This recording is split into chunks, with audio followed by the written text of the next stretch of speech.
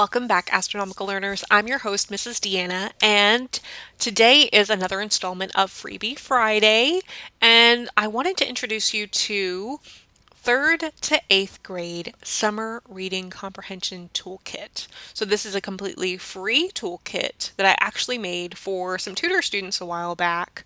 But if you are interested in learning more, stay tuned. Welcome everyone to the 3rd through 8th grade Summer Reading Comprehension Toolkit. So for Freebie Friday, I wanted to highlight this. And so if you've watched the previous videos, and you don't even have to, but if you know my website, you go to it and you can download it. And it'll look like a PDF like this.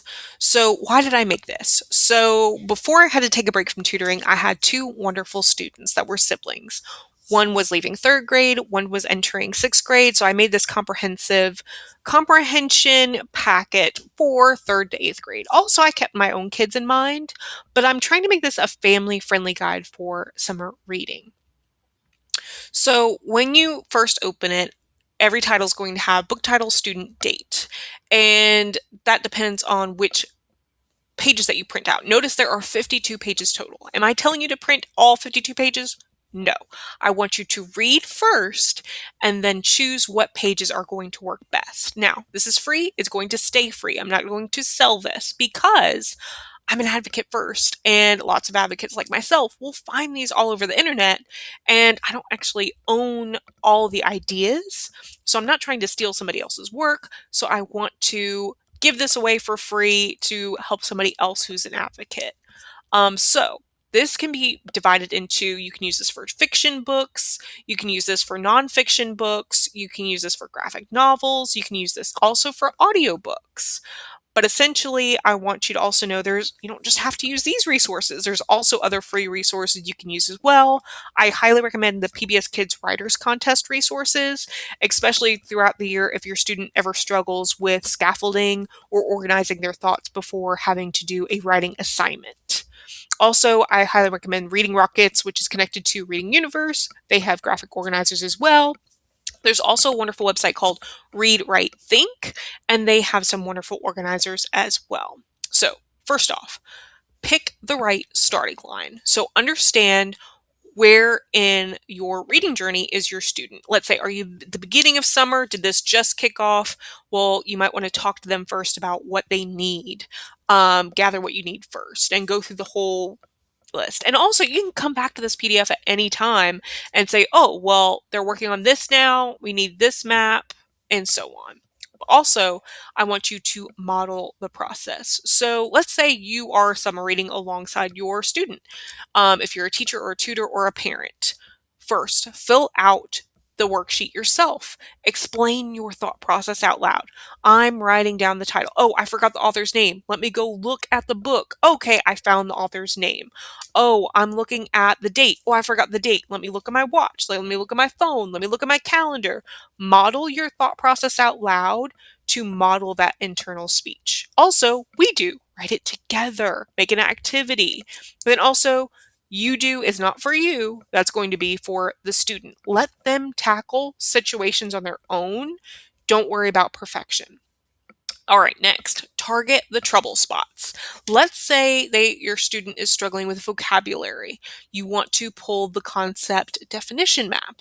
If they're having trouble understanding who is who in the book, use the character organization maps. If they're having trouble answering questions about the text, use the question-answer relationship. So if you have comprehension questions that are either given to you or you find them online, you can show them, hey, this is where we found it in the text. And then also, at the end, you can use a scaffolded report, kind of as like an old school book report to help come together at the end to pull the comprehension, vocabulary, and hopefully confidence about what they learned from that book.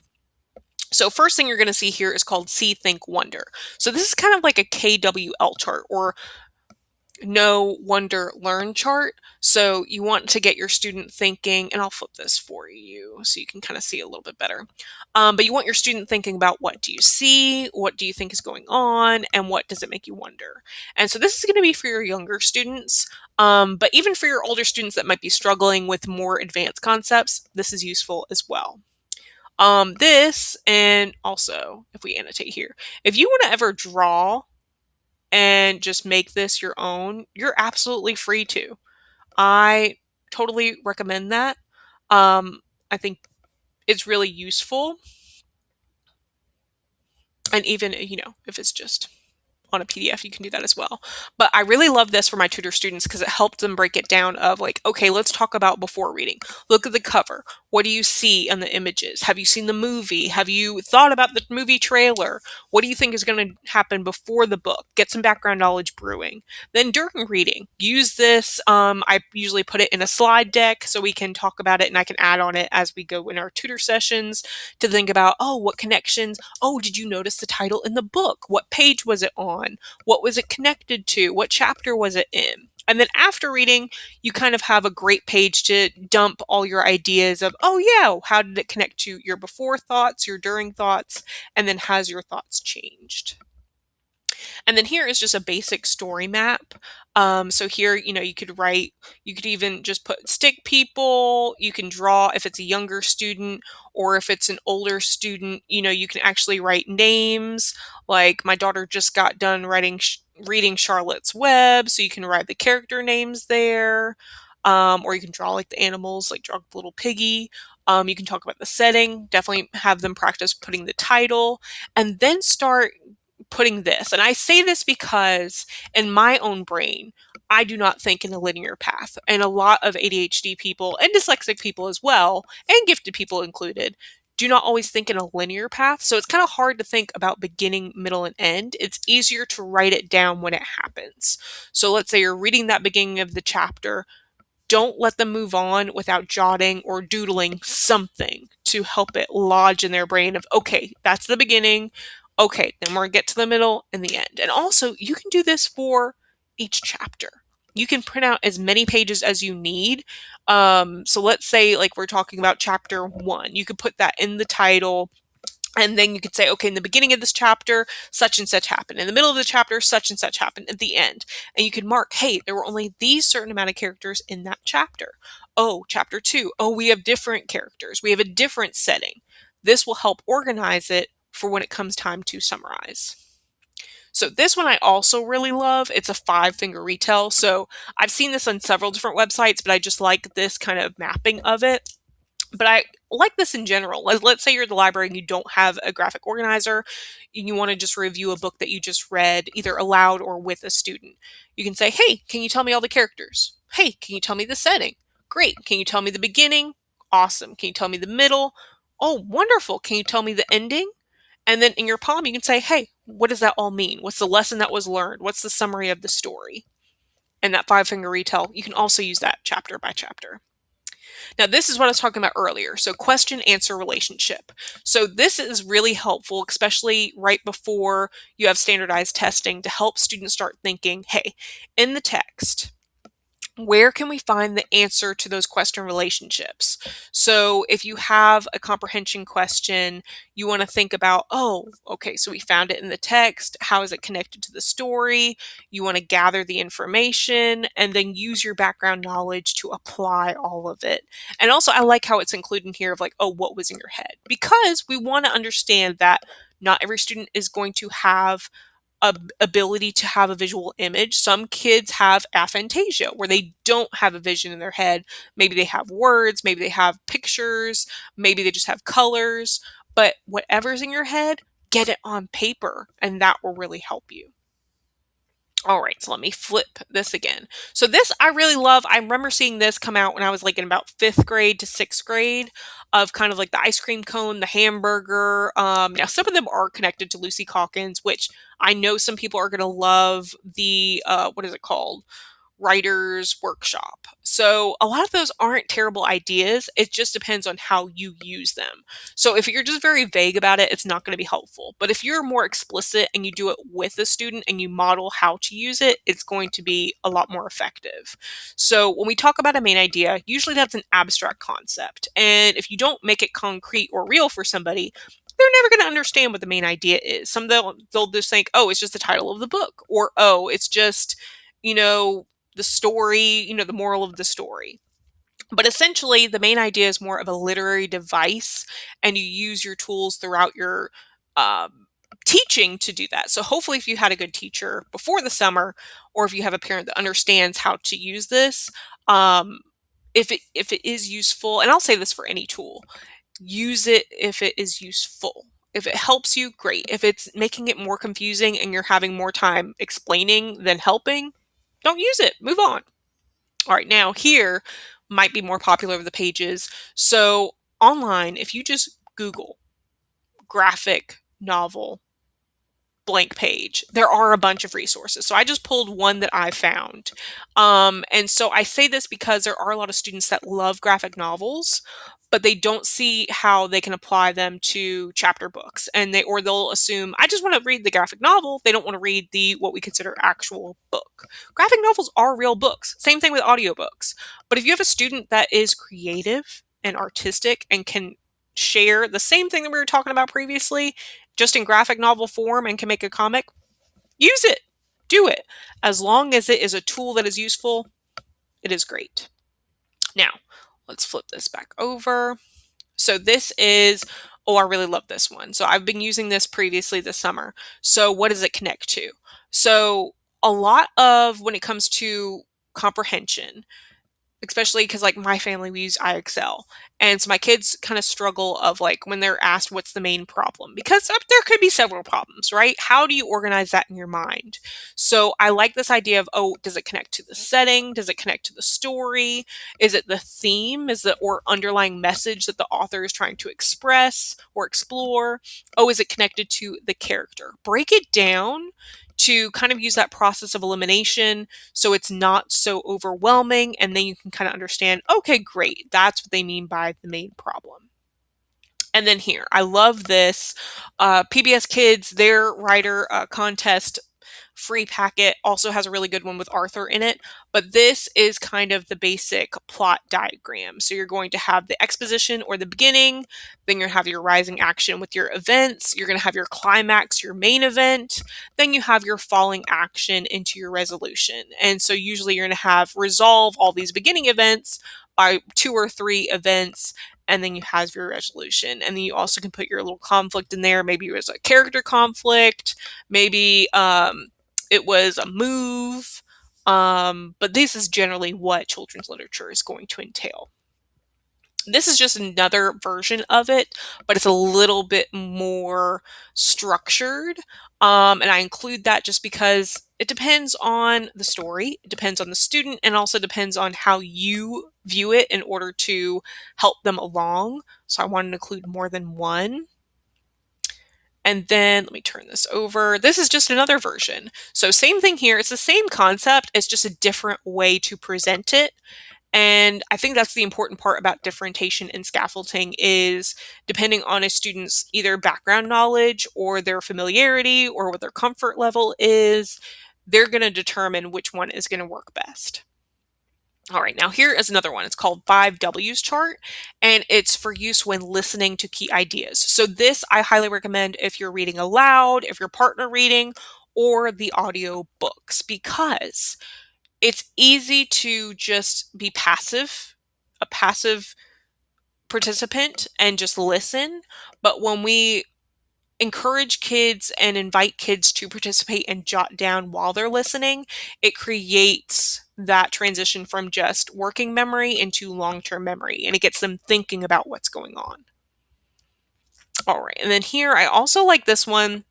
Especially characters were hard for me when I was in school, especially remembering all their unique characteristics, especially if you have several characters that are kind of very similar. So I really like this one because you can break down, and especially you don't always have to compare and contrast, But if you do have an essay where you have to compare two things, this is kind of a lot easier. But here it's the same thing. It's just more of an ambiguous Venn diagram. And this is kind of like an introductory version of a Venn diagram. So if they don't know what that means, don't stress it. Use this one and be like, okay, we're comparing two characters. But if they understand what a Venn diagram is and they're older, use this.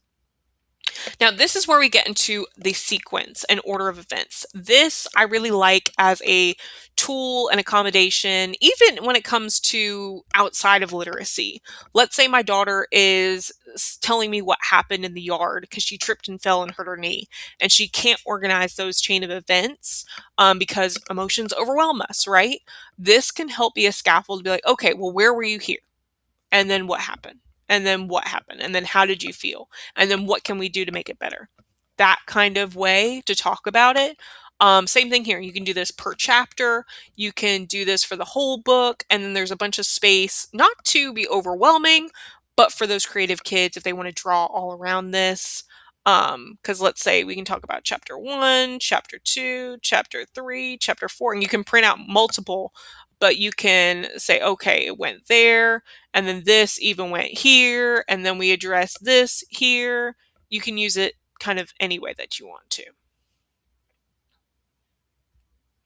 And then here is just another one. It's just 8 events.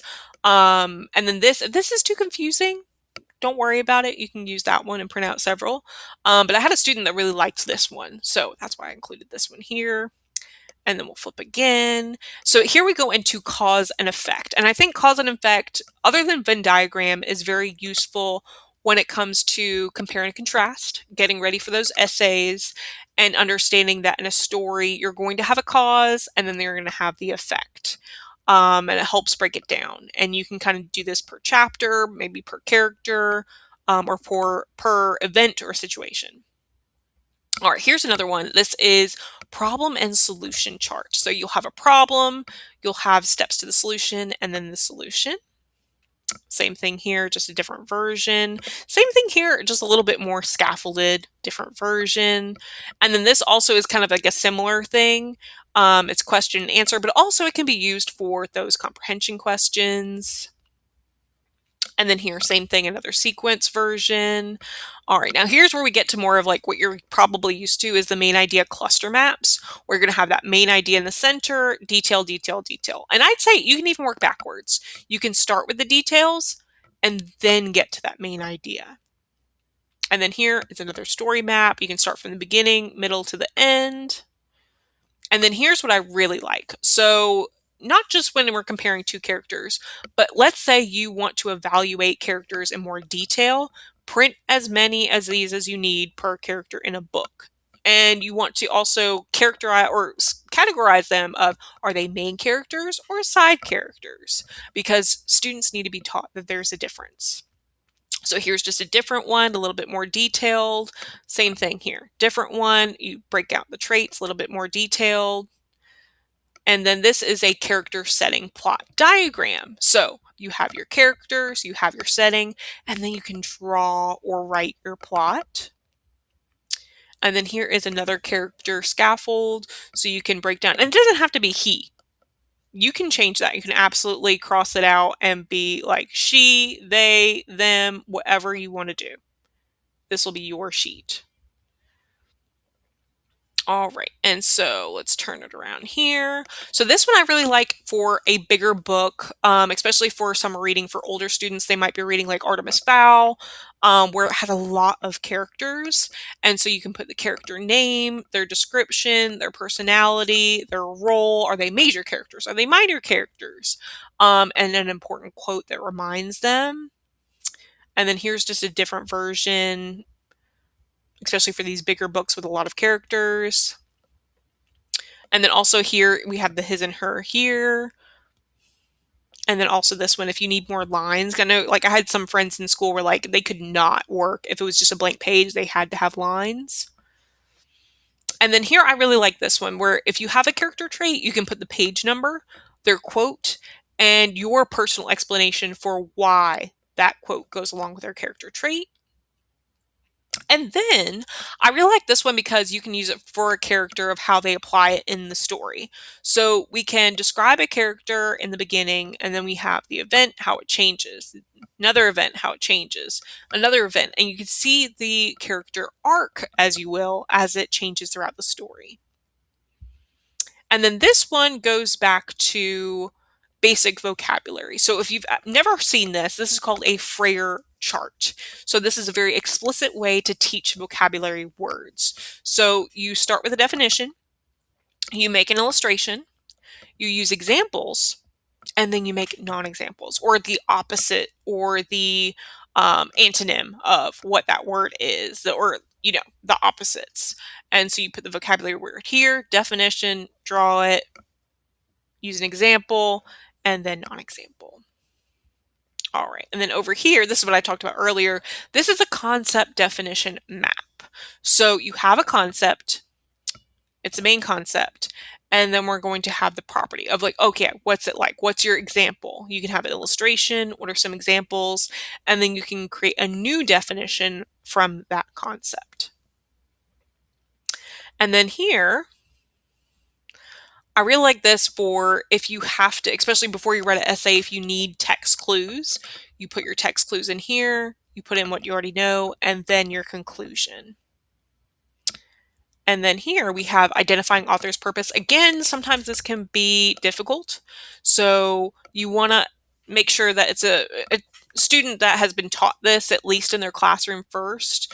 So they understand the difference between inform, entertain, or persuade. And usually this happens in the nonfiction texts.